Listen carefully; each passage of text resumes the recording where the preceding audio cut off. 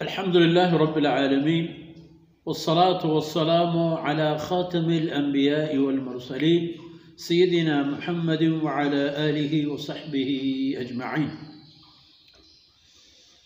أعوذ بالله من الشيطان الرجيم. إنا أنزلنا عليك الكتاب للناس بالحق فمن اهتدى فلنفسه ومن ضل فإنما يضل عليها وما أنت عليهم بوكيل. الله يتوفى الأنفس حين موتها والتي لم تمت في منامها فيمسك الذي قضى عليها الموت ويرسل الأخرى إلى أجل مسمى إن في ذلك لآيات لقوم يتفكرون. سبحانك لا علم لنا إلا ما علمتنا إنك أنت العليم الحكيم. رب اشرح لي صدري ويسر لي أمري واحلل عقدة من لساني يفقه قولي واجعل لي وزيرا من أهلي رب زدني علما وارزقني فهما ثم أما بعد.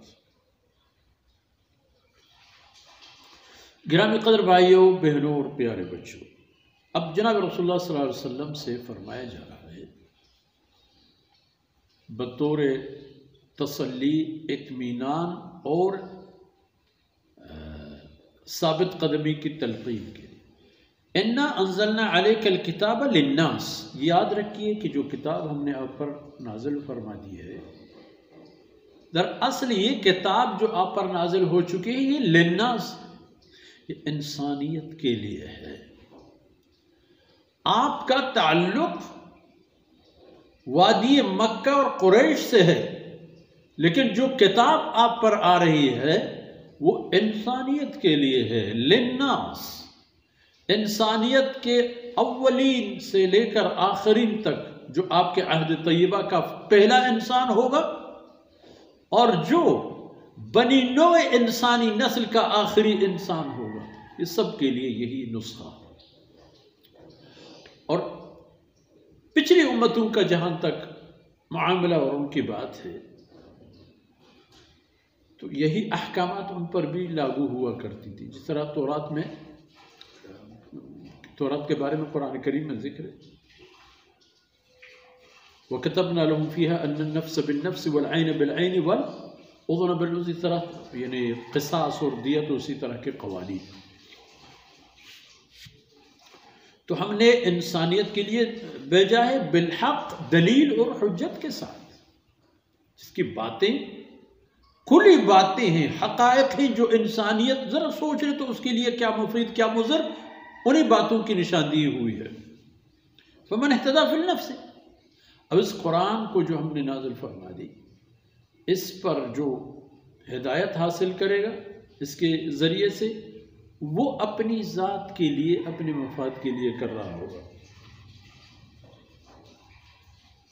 وَمَنْ ضَلَّ فَإِنَّمَا يَضِلُّ عَلَيْهَا. اور جو کوئی گمراہی کا انتخاب کرے گا تو گمراہی کا انتخاب اس کے اپنے نقصان. وَمَا أَنْتَ عَلَيْهِمْ بِوَكِيلٍ. آپ اپنی امت پر وہ گیرودار والے نہیں ہیں، کسی کے کان پکڑ کے ان کو ہدایت کی طرف لے آؤ، کسی کے کان پکڑ کے اس کو گمراہی سے نکالو، ایسا نہیں. آپ کلی حقیقت بیان کریں. من اہتدی فی النفس ومن ضل فإنما یضل علیہ. یہ ایک بات. باقی بات یہ بھی سمجھ لو کہ جو زندگی اور اس کی لمحات ہیں، یہ ایسی بات نہیں ہے کہ بس اب قائم و دائم ہے، یہ محدود مدت ہے. اللہ یتوفی الانفس حین موتها. یہ اللہ کی ذات ہے کہ جو روحوں کو قبض کرتا ہے ان کے موت کے وقت. ان کی موت کے وقت جو ذی روح ہیں ان کے روح اللہ قبض فرما دیتا ہے. تو واللتی لم تمت فی منامها، اور جو آدمی خواب کی حالت میں نہیں مر جاتا، اس کی روح کا بھی انتقال اللہ کے حکم سے اور اللہ کی طاقت سے ہوتا ہے. اب سونے اور جاگنے کی کیفیات میں یہ ہے کہ فَيُمْسِكُ الَّذِي قَضَى عَلَيْهِ الْمَوْتِ وَيُرْسِلُ الْأُخْرَى، جو ہم سو جاتے ہیں یہ سو جانا بھی ایک طرح کی موت ہے۔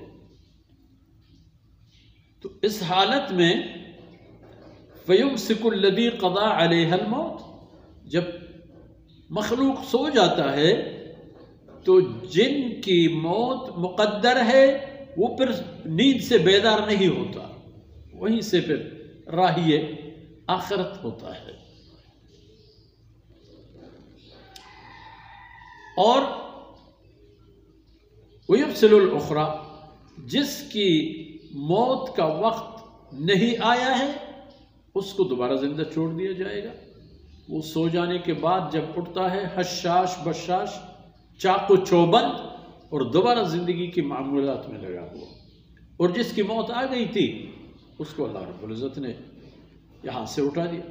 تو ان فی ذلک لآیات لقوم یتفکرون، یہ سب باتیں جو آپ سنتے ہو، دیکھتے ہو، پرکھتے ہو، یہ متفکر طبقہ، وہ لوگ جو حقیقت بین ہیں، جو حقائق کے تہ تک جا کر ان کی نفع اور نقص جاننا اور اہمیت جاننا چاہتے ہیں، یہ مبارک بات ان کے لیے ایک لمحہ ہے، نشانی ہے، ایک فرصت ہے، اور وہ اس فرصت سے مستفید ہو کر اللہ کے عجائبات قدرت کے بارے میں سوچتا ہے اور اندازہ لگاتا ہے کہ اس مہربان ذات نے کیا انسان بنایا، کیا اس کی زندگی بنائی، کیا ماحول بنایا، کیا کائنات اس کے اختیار میں دے دی، اور کس طرح پھر اس کو اٹھا کے یہاں سے بے دخل کر دیا، اور پھر اللہ کی سارے وعدے حق اور سچ ہے۔